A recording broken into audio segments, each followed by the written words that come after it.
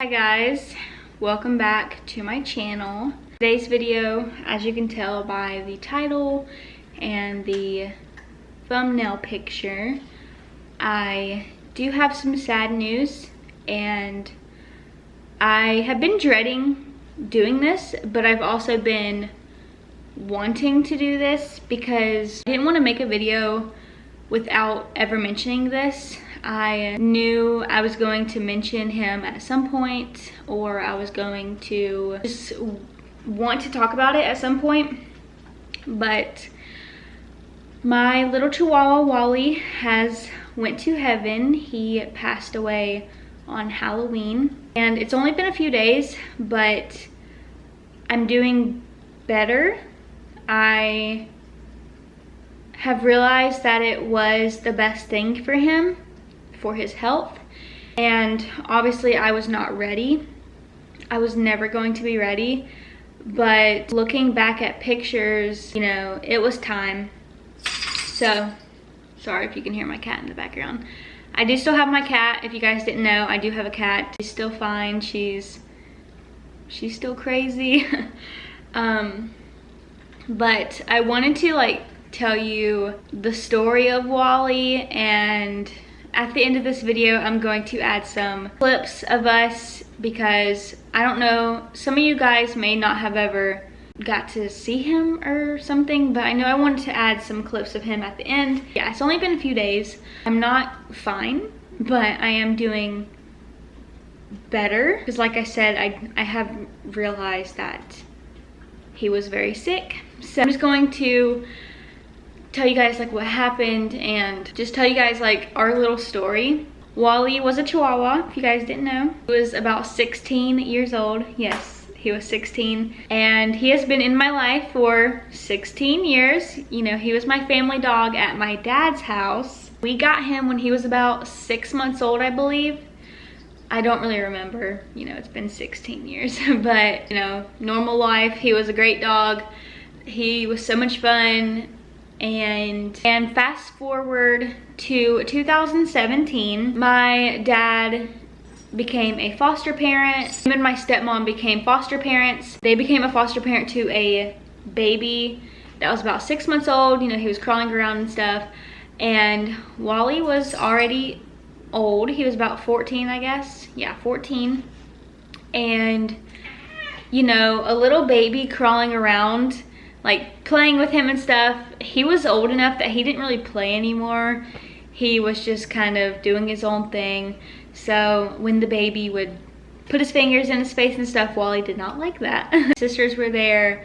You know, there's a lot of kids in my dad's house at that point. So my dad did ask me and Graham if, mostly me, because of course I said yes.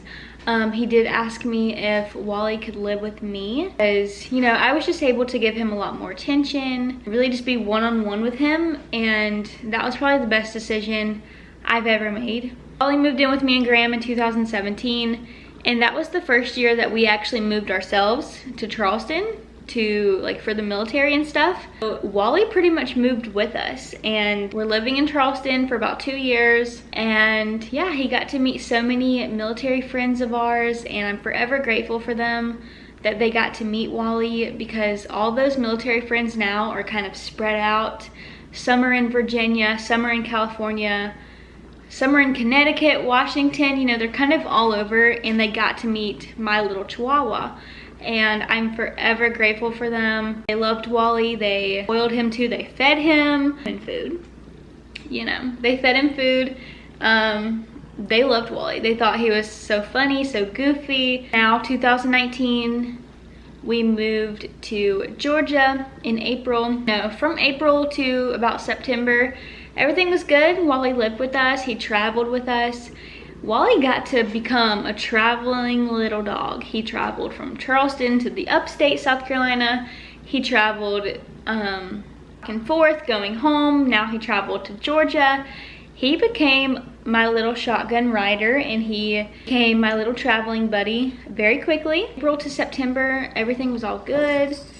And then September, you know, a couple months ago, or pretty much a month ago now.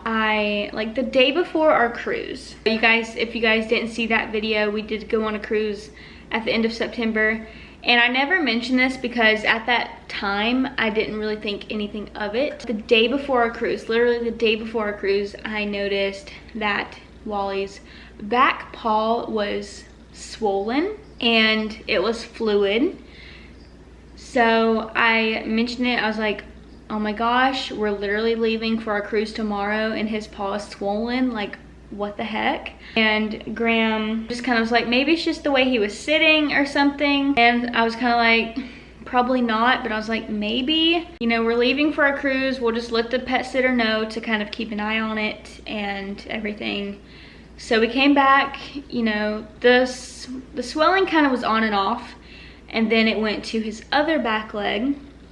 Once again, Graham was like, maybe it's just the way he's sitting, putting a lot of weight on it, you know, I don't know. But I didn't start really thinking a lot of it until it moved to all four paws. He can't be swelling in all four paws from sitting down. That's when things started getting tough. October rolled around and the swelling, the fluid was moving to his stomach, to his chest. So he was literally sagging from fluid. And with me and Graham being able to like literally give him so much attention, so much one-on-one, like he was my baby. Wally was like my child. So anything that was wrong with him, I knew instantly. I was like, something's wrong. I see him every single day. The first thing I see whenever I wake up, the first thing I good night to, you know, like he is my baby. I knew something was wrong, especially with the swelling, sagging of his chest and his belly. I was like, something's going on internally. And I never recommend Googling symptoms ever, but whenever I did, it did come up heart failure. I called a vet to make him an appointment on October 10th. Called and I was like, hey, this is what's going on. They're like, you need to get him seen ASAP. And I was like, okay. So they're like, we don't have any openings, but we're gonna give you 2 different phone numbers, 2 different places. Maybe they can get you in today. And I was like, okay. So I got him into an appointment on October 10th. I took him at about 2 o'clock. He was 11 pounds. Keep that in mind. He was 11 pounds and they told me heart failure, left-sided congestive heart failure. And of course I broke down in the vet. You know, I'm never gonna be prepared no matter what. They did drain some of the fluid off his chest to help him breathe better. They put him on some medicine that was going to be lifetime medicine. And after draining the fluid off his chest, he did perk up because, you know, he could breathe better, he could move around better. And they had him on diarrhea medicine because obviously, you know, all the fluid, he was overly hydrated, so he was having a hard time using the bathroom. When he did, it was very messy. That medicine helped him a lot also. They were like, the fluid's going to come back. So that was October 10th, you know. I told my dad and we were like, okay, we'll just, you know, let him live, and whenever it's time to make that decision, we will make that decision together. Weekend of Halloween, so the weekend before, October 20 something, he was sleeping a lot. Like, he was not eating that much. He was barely using the bathroom. You know Wally, you know that he's a beggar for food. He loves food. Any dog loves food, but he begged. He would whine like he was a baby when it came to food. He loved when people fed him food. So for him to not beg, for him to not even get out of his bed when we were cooking dinner, when we were eating snacks, you knew something was off. That was not like him to just sleep through meals. Not like him at all. Carved pumpkins that weekend, and I will include some of those pictures at the end of this video. I'm so glad that I got him out of bed to be with us to carve pumpkins. I literally moved his bed outside so he could be with us, and I'm so glad I did. This is random, but he started licking his paws like raw. I still don't know what that was to this day. So I made an appointment for that on October 30th. Him and I was like, hey, he's just licking his paws. Like, I don't know what's going on. It kind of looked like maybe an allergy to his medicine, but I still don't know to this day. As soon as they saw him, they were like, fluid's back. And I was like, yeah. Like, how long do you want to keep doing this? And I was like, I don't know. Of course, they said we could try new medicine, get him through the holidays. And I was like, I don't know. And of course, the topic of laying him to rest came up. So I was like, whoa, hold on, I need to call my dad. I called my dad, and crazy how the timing worked out. He was actually off work 30th and the 31st. He actually had taken off work beforehand, and he was like, you know what we need to do? And I was like, yeah, I know. He literally jumped in his car and drove 6 hours to Georgia to come tonight. And he took Wally back to South Carolina Halloween morning because he knows a vet there that he's friends with, that he would rather him do it. And I was totally okay with that. I was like, sure, you know, because I don't really know the vet here in Georgia. So I was like, yeah, that's fine. So Halloween morning, my dad took him to South Carolina, and around 1 p.m., Wally went to heaven. It's been very hard, very, very hard, especially of how fast it happened. Exactly 3 weeks, literally, exactly 3 weeks from his first vet appointment. Obviously, I will never understand the timing, but of course, I would have never understood it anytime. God's timing is always perfect in his own way. I definitely agree with that because Graham is actually deploying very soon. Wally actually got me through my first deployment with Graham. As soon as we moved to Georgia, Graham went on a deployment for like a month and a half, and Wally got me through that. And Graham is actually deploying again very, very soon. I couldn't imagine if it happened then, you know. Of course, I'm heartbroken that it happened before, but you know, God knew the timing was perfect in his own way. I'm thankful for Wally. I'm thankful for all his love and all the memories, but I'm not gonna cry. I've cried so much that I can barely cry anymore.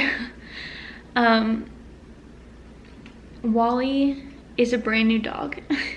He's healthy now. He's brand new. He's never going to age again. And yeah. Okay, I'm going to go because I can't talk about this anymore. But I wanted to talk about it because I didn't want to keep making fun, happy videos knowing in the back of my head that I was hurting, that I was sad.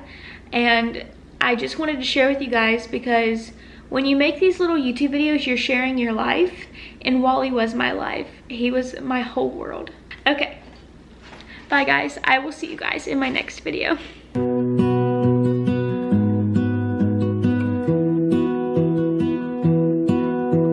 I lose my breath whenever I see you. You stole my heart, what is it that you do? My life was great till you added colors. Like the moon needs the sun, we don't care about the others. You set my world on fire.